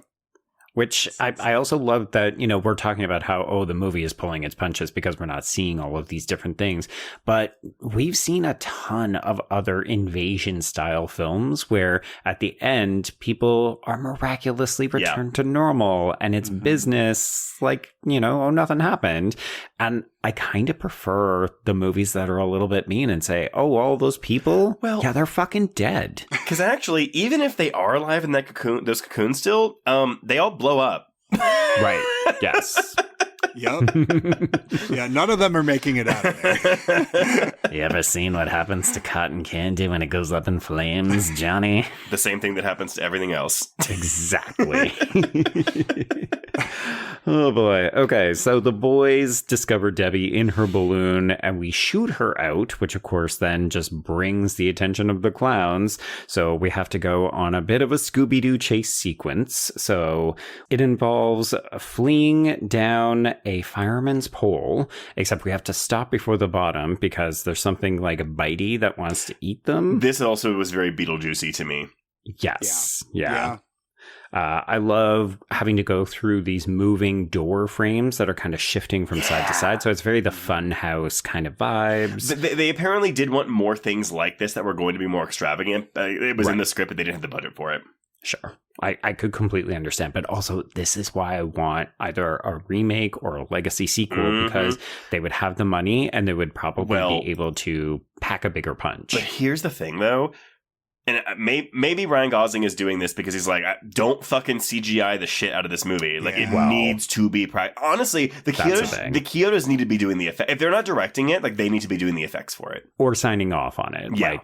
They're a little bit old, so they may not want that responsibility. But, it's the kind of thing where if you announce this and then said, oh, and by the way, no practical FX, it's like, no, just shoot that into the sun. Actually, maybe they haven't made a sequel because the royalties they get for all the merchandise for this movie is making them live in high life. Right? They're just Scrooge McDucking all of the Party City money. And they know how hard it would be to make a new one with practical these days. Yeah. It would be very difficult. So they're probably just happy coasting on this one. Because the difference is, though, they at least know how to do it. I think the problem when I hear a lot of people today is it's like, oh no, we don't know how to do that anymore because the tools like aren't really like readily available. But the Chiodos, I would assume, at least maybe they don't have the tools, but they would figure out how to do it because they at least have experience. Yeah, that's true. I mean, when you tell me the budget for this movie is $1.8 million, I don't know how we pulled off all of this stuff. Because even the shot of Mike and Dave in this room with most of it filled with cocoons, I'm like, is that just another matte painting? Like, did we have to... I just don't understand how we managed to stretch minuscule budgets for maximum effect in smaller films. And it doesn't make sense to me. And just a heads up, the inflation for this, $1.8 million in '88 is about $5 million today. That's nothing. Yeah. That is absolutely nothing. Well, and I will say, the only thing I was going to add about the matte paintings was, like, unlike a lot of other low budget movies that use matte paintings, these were like original negative matte paintings, so they would like shoot and re-expose the film. Oh wow! With the paintings, so that's why the matte paintings like integrate so well, and like the lighting looks accurate, and they actually did it the right way, Whereas I think a lot of other, and that I guess speaks to kind of what you were saying, Trace, is that a lot of people now probably would just have either no idea how to do that, or we're doing digital anyway, so there's not really, so. May not transfer in that way. So wow. Because even like, there's this moment where they walk into the mouth of a fish. It's like the Finding Nemo fish with the lantern over the head. Anglerfish. Thank you. And then they walk out of it on the other side. And clearly it's just we just front reverse it around, right? we broke the 180-degree rule. But like it doesn't matter because it looks so fucking good that I don't care that's what they did. But it's also like the movie has earned so much goodwill. It's just like, again, like, who cares, man? Who cares? Seriously. Yeah. And then I love this gag, which is almost not a gag because it's part of this chase sequence still where, okay, we need to find the exit because the clowns are coming, and then we throw open the door and it's another door and another door and another door. And then when we finally see them get out of it, they climb out of a tiny little box that they just lock. It's so fucking good. Yeah. I love it. Yeah. Okay, so they are still surrounded by clowns because, of course, this is the clown space, so they know how to get around. So they end up having to climb up onto this platform, but they're essentially surrounded. It's not looking good. And, of course, this is where redemption meets the Terenzi brothers because the ice cream truck just bursts in. Kool-Aid Man style. Truly, yes. Like, we just blew a hole through the wall with this truck. And by the way, this is exactly how it happens in the game. Like, once you reach a certain point, it's like, bam, they bust through a wall with this ice cream truck. That's so fun. So yes, both boys are covered in lipstick kisses, and we are using the loudspeaker to essentially do a Wizard of Oz style Great and Powerful Oz impersonation.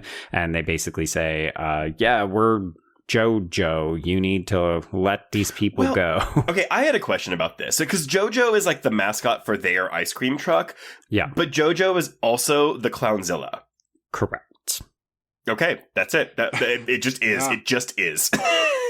I'm still convinced that these clowns have some kind of ability to either read minds, or they can pick things that they're seeing or interacting with or pulling from the environment, because there's too many similarities in the way that they do things. Like, kind of like you said, Trace, the genesis is that the clowns originated a lot of things for us on Earth, and that's why we have them.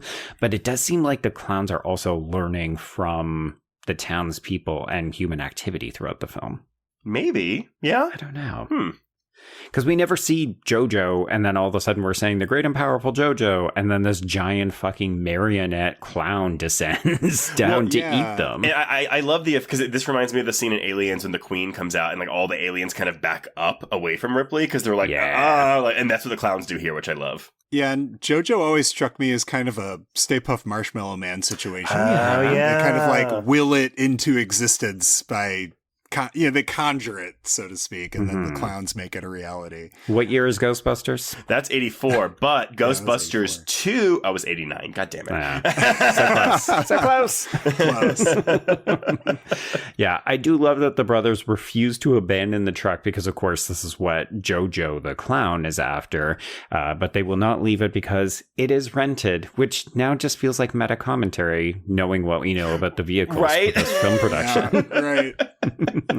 So we believe that the Terenzi brothers are killed because it explodes seemingly with them inside. And the trio, because remember Debbie is still in here. I guess. Right. Yeah. Debbie, Mike, and Dave have managed to escape. But Dave decides that he's going to murder himself as the big top takes off. So we watch as Debbie and Mike run out and a billion police cruisers show up, of course, because everything's already happened. So this is when they can arrive. Mm-hmm. And then Dave is trying to shoot, but he runs out of bullets. So he ends up using the pin on his police badge. So he's in the grasp of Jojo the Clown.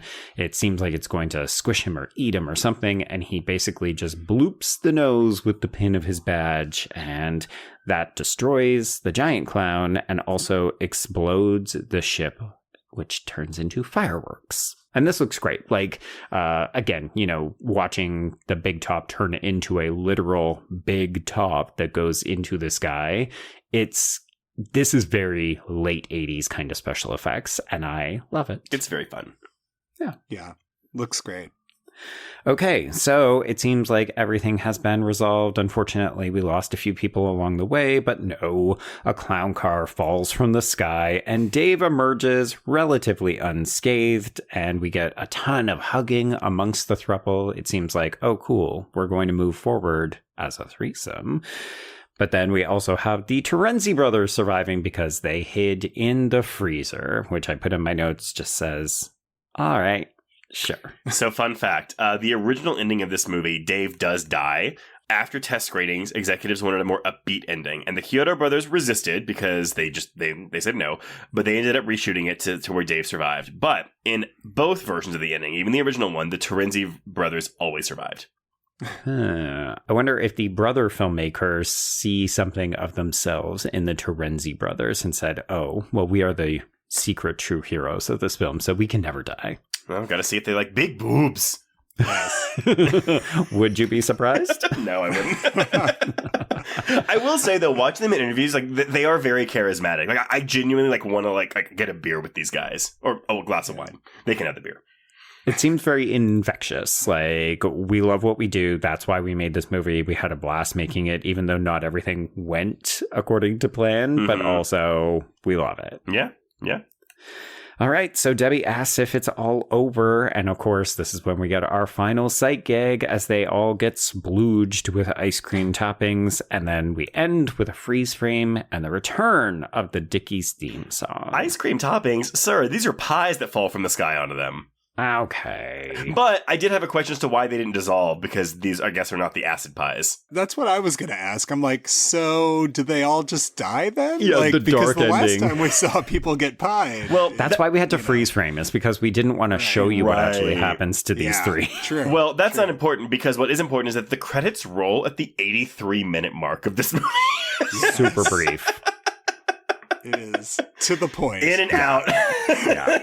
What more do you want from us? We gave you Clown Mayhem and we gave you a throuple. Call it a day. And I mean, really, like it is mind-boggling to me, like that Mike and Dave aren't just a couple at the end of this movie. Debbie is such a non-factor in everything. It's ridiculous, but it's the 80s. So, know what this reminded me of? The other comparison is Witchboard, where it's the boys are supposed to be on opposite sides of this kind of romantic triangle, but of course they're actually more interested in each other, and the woman just has a great head of hair. Yeah. Yeah. Very true.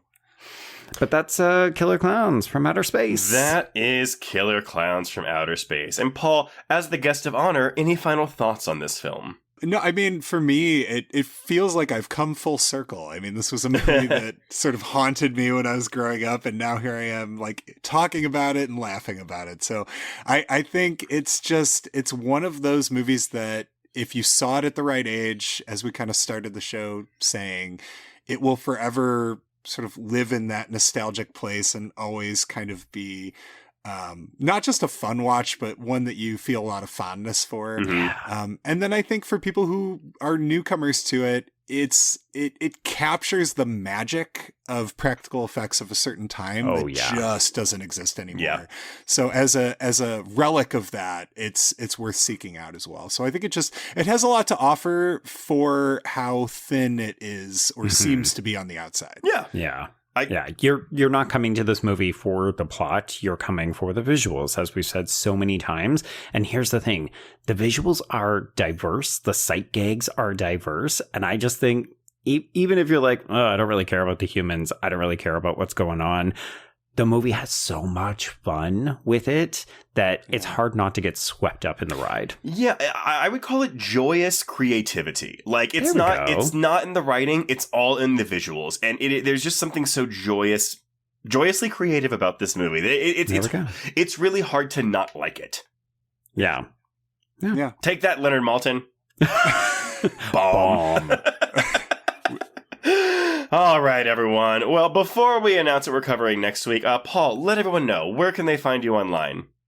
Yes, you can find me at the very modest handle at PaulIsGreat2000. Something I created as a joke like a lifetime ago and has just followed me like a... Was it in 2000?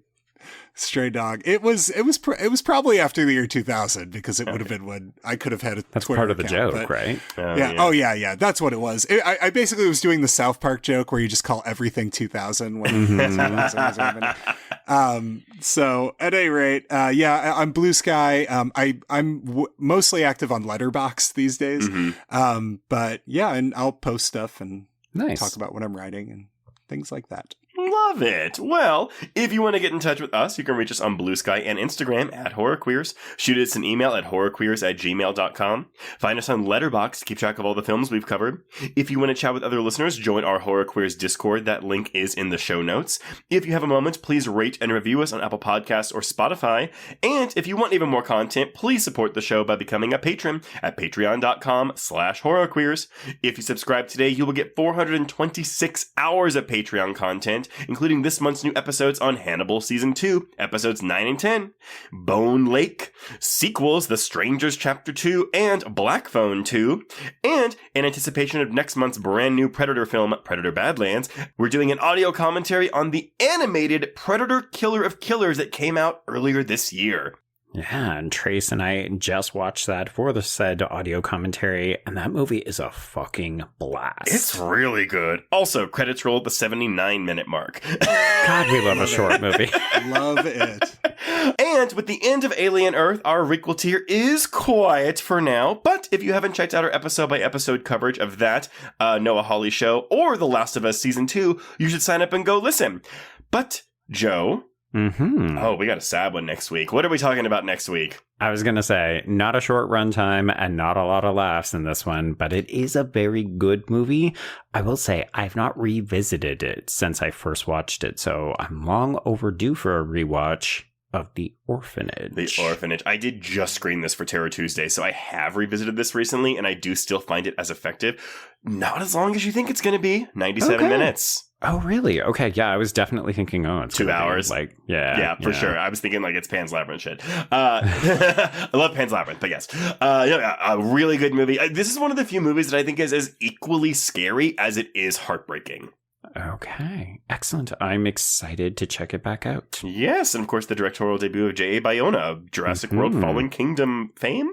Infamy? Yeah, a bunch of big budget blockbusters, which I think is the other reason I'm excited to check it out again, because this is quiet and it feels intimate and personal. Very much so. But until next time, we can cross out Killer Clowns from Outer Space. Indeed, and cross out Horror Queers.